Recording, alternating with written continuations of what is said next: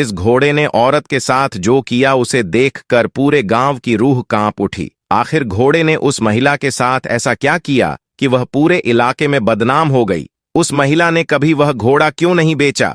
आखिर उस औरत का उस घोड़े से क्या रिश्ता था? दोस्तों, यकीनन ऐसी हैरतअंगेज घटना आपने पहले कभी नहीं देखी होगी, क्योंकि दोस्तों यह वाक्य इतना मशहूर नहीं है और हमें पूरा यकीन है कि आपने इससे पहले यह वाक्य कभी नहीं सुना होगा।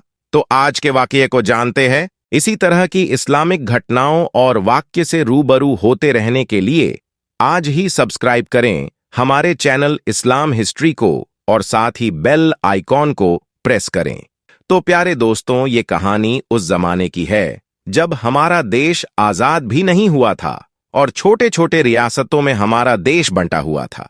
उस जमाने में कश्मीर की वादियों में बसी एक रियासत में एक बहुत ही खूबसूरत लड़की रहा करती थी। एक तो लड़की अपनी खूबसूरती के वजह से पूरे इलाके में चर्चा में बनी रहती थी और साथ इस लड़की के पास एक बहुत ही आला नस्ल का घोड़ा था, और जो उस लड़की की तरह अपनी खूबसूरती के लिए पूरे इलाके में मशहूर था। कई लोगों ने घोड़े को खरीदने की कोशिश भी की, लेकिन लड़की ने कभी भी उस घोड़े को नहीं बेचा।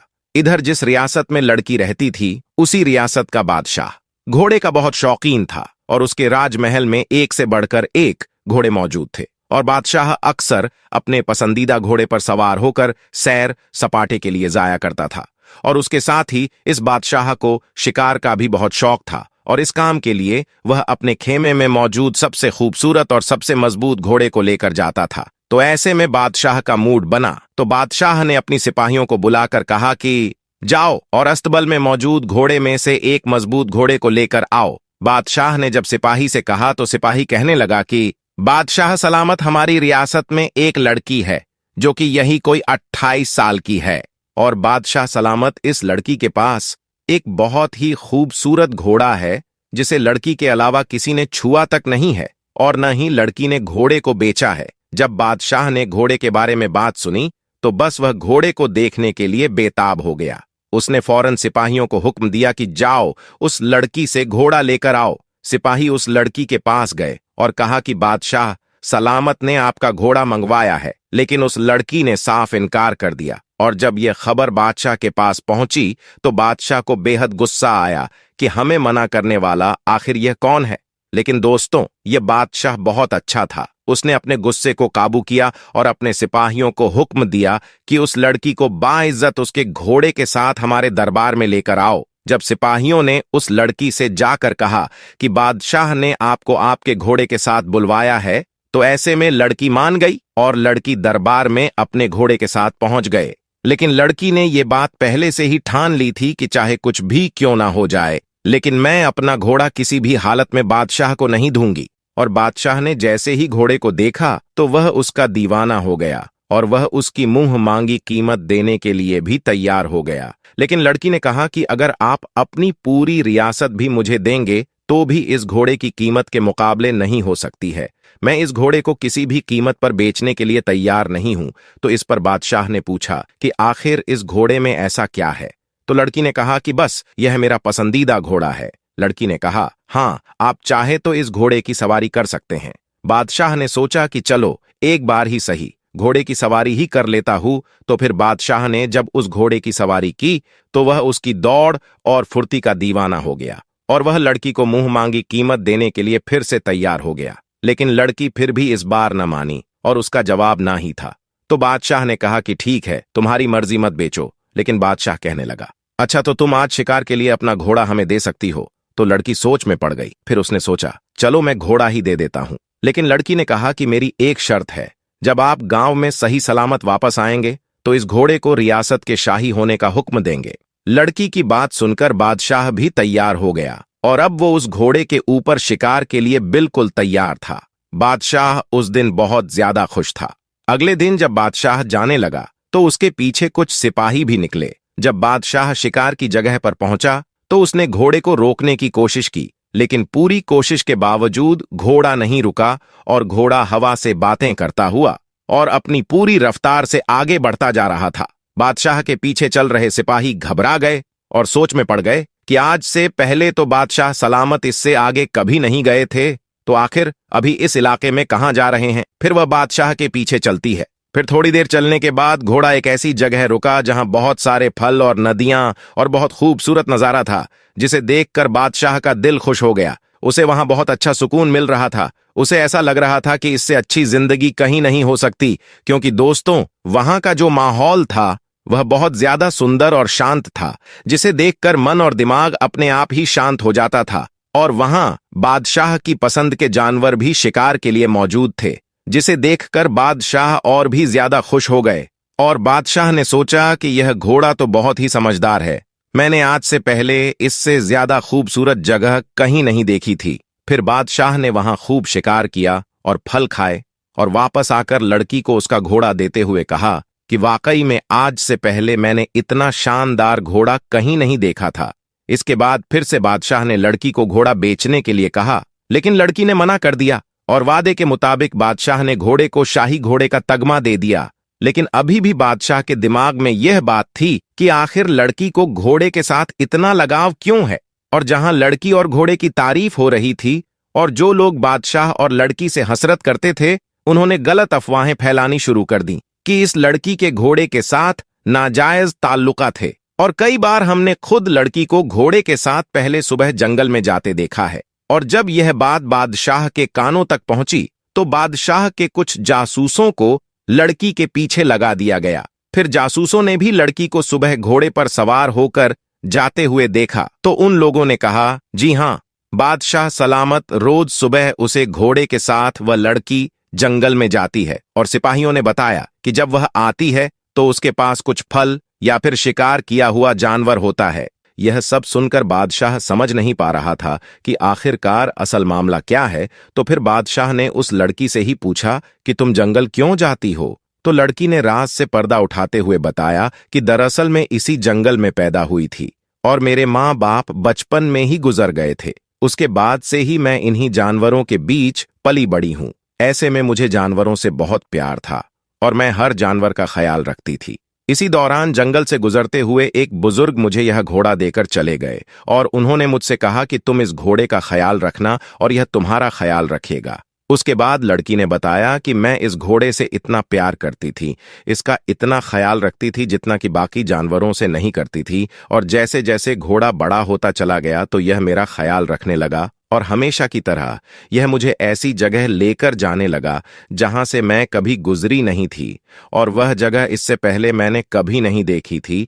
और वहीं से मैं फलों की टोकरी या शिकार किया हुआ जानवर लेकर आती हूँ और उनको बेचकर अपना गुजारा करती हूँ। उसके बाद फिर सब लोगों को समझ में आ गया कि आखिरकार लड़की और घोड़े के बीच में क्या रिश्ता है, और यह जो रिश्ता है यह रिश्ता वफा और मोहब्बत का है। तो इस कहानी से बात तो समझ में आती है कि चाहे भले ही इंसान से मोहब्बत करें तो उसे धोखा मिलने की गुंजाइश तो होती है, लेकिन जब आप एक जानवर से मोहब्बत करेंगे तो आपको कभी भी धोखा नहीं मिलेगा। प्यारे दोस्तों, जानवरों के पास भी दिमाग होता है जिससे वे सोच सकते हैं, चीजों को समझ सकते हैं, खतरा होने पर सतर्क हो सकते हैं, खुशी महसूस कर सकते हैं, लेकिन किसी भी चीज को देखने पर उससे सीख नहीं सकते हैं। चलिए दोस्तों, आपको एक और वाक्य के बारे बताता हूं। इस वाक्य को सुनकर आप हैरान हो जाएंगे और सोच में पड़ जाएंगे कि आखिर यह कैसे हो सकता है। हजरत उस्मान गनी रजी अल्लाह ताला अन्हु का दौरा खिलाफत है। आप रजी अल्लाह ताला अन्हु अपने कमरे में बैठे हुए हैं। एक बंदा आपके कमरे में आता है और आकर कहता है कि ए अमीनुल मोमिनीन हजरत उस्मान रजी अल्लाह ताला अन्हा, एक बहुत बड़ा हादसा हो गया है। हजरत उस्मान रजी अल्लाह ताला अन्हु ने पूछा, क्या हादसा हो गया है? तो वह शख्स कहता है कि ए अमीनुल मोमिनीन, मैंने शादी की थी एक औरत से और आज उस औरत की शादी को 6 महीने मुकम्मल हो गए हैं और मेरी बीवी ने एक बच्चे को जन्म दे दिया है। अब आपसे मेरी एक दरख्वास्त है कि मेरी शादी को तो अभी 6 महीने ही हुए थे और ये बच्चा कैसे पैदा हो सकता है। अब इस वाकया से पहले दोस्तों, आम लोगों के अंदर यह बात पाई जाती थी कि 6 महीने में बच्चा पैदा नहीं हो सकता, इसलिए वह आदमी भी परेशान हो गया और अपने उस बच्चे को देखा भी नहीं और सीधा अमीनुल मोमिनीन के पास आ गया। हजरत उस्मान रजी अल्लाह ताला अन्हु ने लोगों को जमा किया और मशविरा किया कि यह बच्चा हलाल का है या हराम का, और इससे पहले ऐसा वाक्य कभी भी पेश नहीं आया कि किसी औरत ने 6 महीने के बाद किसी बच्चे को जन्म दिया, और यह पहला वाक्य था। और दोस्तों, अरब के अंदर आम तौर पर 6 महीने के बच्चे को हराम का बच्चा समझा जाता था। तो मशवरे में मौजूद तमाम लोगों ने कहा कि 6 महीने का बच्चा अरब के अंदर कभी भी पैदा नहीं हुआ है, लिहाजा यह हलाल का नहीं हो सकता है बल्कि हराम का ही है। और जब हजरत उस्मान रजी अल्लाह ताला अन्हु ने तमाम लोगों से मशविरा कर लिया और हिसाब किताब वालों ने सबने यही कहा कि अरब की तारीख में 6 महीने के बच्चे को हराम समझा जाता है, तो यहां पर हजरत उस्मान रजी अल्लाह ताला अन्हा ने हुक्म दिया कि औरत को संगसार कर दिया जाए। हजरत उस्मान रजी अल्लाह ताला अन्हु ने हुक्म दिया कि औरत को खुले मैदान के अंदर जमीन में गाड़कर रजन का अमल शुरू कर दिया जाए। अब जैसे ही आपने हुक्म दिया और आपने यह फैसला फरमाया तो यह खबर आसपास के इलाकों में फैल गई और चलते चलते यह खबर हजरत अली रजी अल्लाह ताला अन्हा के कानों में भी जा पहुंची।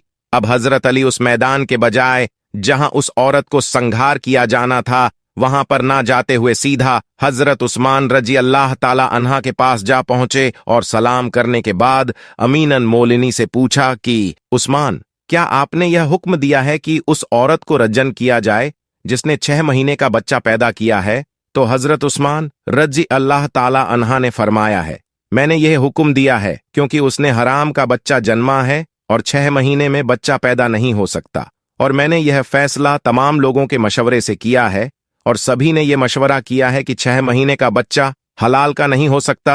अब हजरत अली रजी अल्लाह ताला अन्हु ने इरशाद फरमाया और कहा कि ए अमीनुल मोमिनीन, आपने गलत फैसला किया है। हजरत उस्मान रजी अल्लाह ताला अन्हु ने फरमाया कि मैंने अपना हिसाब और किताब लगाया है कि 6 महीने का बच्चा हलाल का नहीं हो सकता है। तो यहां पर हजरत अली ने फरमाया कि उस्मान 6 महीने का बच्चा तो कुरान से साबित है। अब हजरत उस्मान रजी अल्लाह ताला अन्हु ये सुनकर परेशान हो गए कि कुरान से कैसे साबित है। फिर हजरत उस्मान राजी अल्लाह ताला अन्हु ने कहा कि अच्छा, ये तो 2.5 साल बनते हैं, अब इसमें से 6 महीने का बच्चा कैसे निकलेगा? तो हजरत अली ने फरमाया कि दूसरी आयत पढ़ो, अल्लाह फरमाता है कि 2 साल दूध पिलाने के 30 महीनों में 2 साल निकालो, और जब आप 24 महीने निकालेंगे तो पीछे 6 महीने बचेंगे। तो हजरत उस्मान रजी अल्लाह ताला अन्हु फरमाने लगे कि ए अली, बात तो तुमने बिल्कुल ठीक कही है। हजरत अली रजी अल्लाह ताला अन्हु ने फरमाया, कयामत तक अगर किसी औरत का 6 महीने का बच्चा बिस्तर पर पैदा हुआ है तो उसे हलाल किया जाएगा, हराम नहीं, क्योंकि यह कुरान की आयत के मुताबिक है। और सारी दुनिया झूठी हो सकती है लेकिन कुरान पाक की बात कभी झूठी नहीं हो सकती। हजरत उस्मान रजी अल्लाह ताला अन्हु ने फौरन सिपाहियों को दौड़ाया। अल्लाह ना करे कि उस औरत का संसार कर दिया जाए तो कयामत के दिन मैं उस्मान को क्या बोलूंगा। हजरत उस्मान रजी अल्लाह ताला अन्हु रोने लगे और आपकी चीख निकल गई और आप अपने आप से फरमाने लगे, कल कयामत के दिन अल्लाह को तू क्या जवाब देगा? और आपने सिपाहियों से फरमाया कि जल्दी जाइए, उस औरत को बचाइए। हजरत अली रजी अल्लाह ताला अन्हा भी वहां से निकले और वह सिपाही भी निकले। अल्लाह का करम है, ऐसा हुआ कि उस औरत को जमीन में गाड़ दिया गया और उसका सिर्फ चेहरा ही बाहर था और उसकी बहन उसे आखिरी मुलाकात करने आई हुई है और जारोकता रो रही है और उससे बातें कर रही है। अब सिपाही भी वहां पर पहुंच गए, हजरत अली भी वहां पहुंच गए। उस वक्त वहां पहुंचते ही हजरत उस्मान रजी अल्लाह ताला अन्हु ने उस रजन को रोकने का हुक्म दे दिया। उस वक्त उस जमीन में घड़ी हुई औरत ने अपनी बहन से एक बात कही है कि ए मेरी बहन, मत रो और ना यह गम कर, और कहने लगी कि उस्मान रजी अल्लाह ताला अन्हु के हुक्म से मुझे रजन तो किया जा रहा है, लेकिन मैं अल्लाह की कसम खाकर कहती हूं कि जिन्ना तो बहुत दूर की बात है, खुदा की कसम मुझे किसी गैर महरूम ने छुआ तक नहीं है।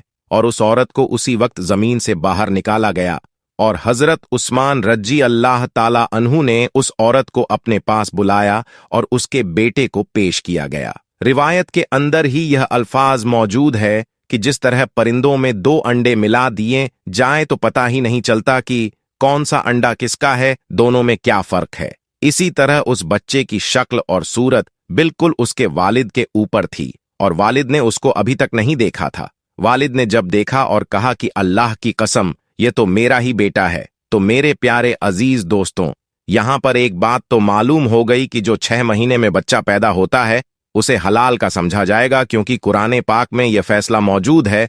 तो उम्मीद करते हैं अगर आपको आज की हमारी वीडियो पसंद आई हो तो इस वीडियो को लाइक जरूर करें और चैनल को सब्सक्राइब करके और साथ लगे बेल आइकॉन को प्रेस कर दें।